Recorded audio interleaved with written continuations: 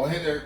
Hey, check it out. So this was the turkey that we were doing on the live feed this morning, and a turkey chicken. And this is the first time I've done a chicken inside. We hit 165 degrees after 2 hours, and it cooked primarily about 180 degrees the whole time. And let's bring it a little closer here. Guys, take a look. For indoor smoker, you know, I mean, to me,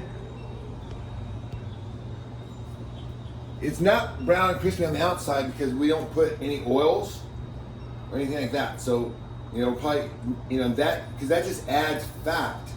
The skin is just pure fat.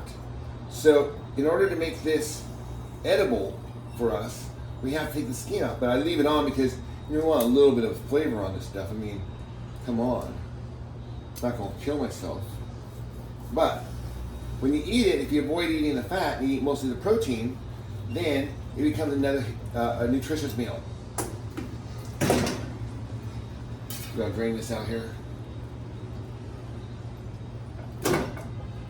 And I want to kind of show you the breast turkey and how easy that was. See, what I did was, for those of you watching the live feed, I put it on while I was taking a bong hit, and then I went off for 2 hours and did some stuff. And I came back and boom, here it is. And this looks way better than what I did in the crock pot. Because the crock pot problem is that it makes it sit there in its own juices. So it kind of, you know, you're kind of boiling your chicken. And this is a lot more flaky. Now, I might have even overcooked a little bit, but it looks pretty moist on the inside. You know, I'm tearing it apart so I can see it's cooked all the way through. Because the first time I've ever done this. And it is cooked all the way through.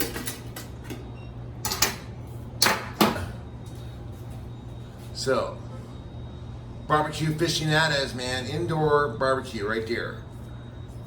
And for you guys all trying to lose weight with the Jedi here, well, you're doing the right thing. Because for a couple reasons. One, even if you don't want to lose weight, let's just say I don't want to be skinny like Jedi Rich. I do, you know, I mean, it's just not worth it. I really enjoy eating my bran muffin every morning. And I really enjoy going out and having a cup of coffee with my friends and having a nice cranberry muffin or some cream in there and some sugar. And I don't mind if I have to put on a little bit of weight, that's okay. I'm not vain like Jedi Rich, who's so concerned about looking good all the time. Well, here's the thing. That's your addiction talking. First of all, new evidence has come out in the last 4 or 5 years from all the hospitals, all the journals, Harvard, Johns Hopkins, everywhere, that has confirmed that sugar, excess sugar in your bloodstream causes cancer. That's what it is. Everyone's like, oh, everything caught. No, this was it. They're like, oh, they found that. No, this is it. It's the sugar. It's the excess sugar. You stop eating the excess sugar if you have cancer, and your cancer will remiss. If you don't eat sugar in the first place, you won't get it in the first place. So,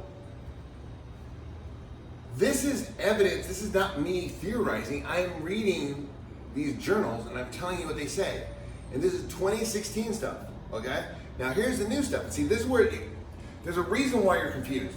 Well, how can I live on just protein? That's ridiculous. Everywhere I read says I have to eat sugar. That's because in 1960s, the sugar industry created a false report and a false foundation that went out and did these false studies. Well, they were true studies, but what they did was they omitted studies that would discredit what they were trying to prove. And what they were trying to prove was that sugar was healthy and good for your heart. Well, since 1960, in 1960, we had an obese rate of about 46% people overweight. Less than half. By 2010, that doubled to nearly 80%, to 75% right now. 75% of people in 2010 are obese in America. That's 3/4 of the population. Do you see one? And probably the 1/4 that isn't, it's probably because they're preteens and they're teenagers. But as soon as they get adulthood and they start eating their own, they just jump in with everybody else. So I know I'm fighting an uphill battle here, but this is not anymore about just vanity, although vanity is important. There's nothing wrong with looking good. You feel good psychically. I mean, you're supposed to look good. Why wouldn't you want to feel? Who feels good? Who wants to go to a party when they're busting at the seams? You know, and you're hot and you're sweaty and you can't sit down because your dress is going to bust open. I mean, is that fun? That can't be fun for anybody. So that in itself is just a physical part of being fat that isn't fun. Now, the reason why we receive a lot of backlash is because a lot of people are addicted to sugar. And they want you to believe that being fat is acceptable. Well, I'm here to tell you it is not.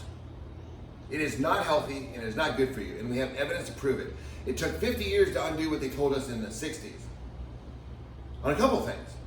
One, they told us if we smoked marijuana, that our brain would be like a fried egg. It'd be scrambled. Remember that? Here's your brain fried on eggs.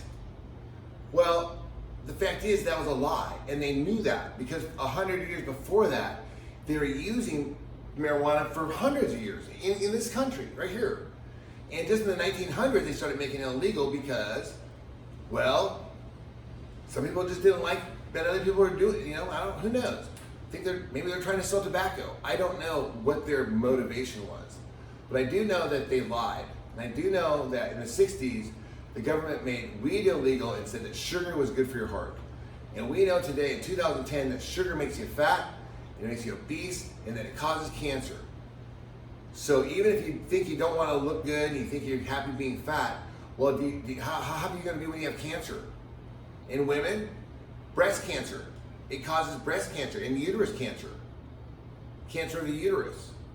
Men, esophageal cancer. Not to mention, before you get all that, by eating all that sugar, I know this just sounds terrible. This sounds terrible. This is probably the most downer thing, and I feel like I'm just doing it. But what I'm trying to do is for people who are already on board, that are saying, man, I don't want any sugar anymore, okay? And I'm giving you ammunition in your head to tell yourself why you're not doing this. It's kind of like how the vegans used to pretend like they were on this sort of mission when they're, oh, such a struggle. I have to eat. For breakfast, I have to have waffles and pancakes and gluten sausages and orange juice and all this fruit and bread and banana breads and bananas and oh man, and then for lunch we're gonna have smoothies and I'm gonna have a big old vegan sandwich, you know, and all. It's like it just goes on and on with all this food they're eating. It's a pure sugar diet, and they were pretending as if they're struggling. And if you ever, well, I mean, hopefully you've all woken up to the fact that it's just a scam. I mean, a vegan diet's just a con, and anybody who's promoting it has probably become seriously addicted to sugar. And which brings up another thing, you know, sugar addiction leads to bulimia, especially if you're on television, or especially if you're in sales, or you have to do something where you look good. I bet a lot of salespeople out there are bulimic because when you have to eat out a lot and you're addicted to sugar, it's very difficult to control how much you eat. So if you overeat, you need you need an exit strategy. You need a plunger. You need to back out of that. And so that's what that turns into. In order to, you know, it's all about money. You got to look good. You got to be able to put that belt on and put that dress on and look good for your clients. So, anyways, that's the quick little blog for today. Eat your chicken breast without the fat, without the skin, and eat lots of beef. Smoke lots of weed, which is what I'm gonna do right now. I don't feel like it. I'd rather just sit and just eat some food and relax. But you see, that's my addiction talking, because I still want to miss back into that, even years into this, because I had a little bit of sugar the other day. And it's like an alcoholic. What happens is it triggers the brain, and we just have to keep on learning the brain, and it will eventually get it. But it thinks sugar is good for you. It does, it really does, because that's the way, you know, it says, hey, we need that. We need that for survival. That's what it was told.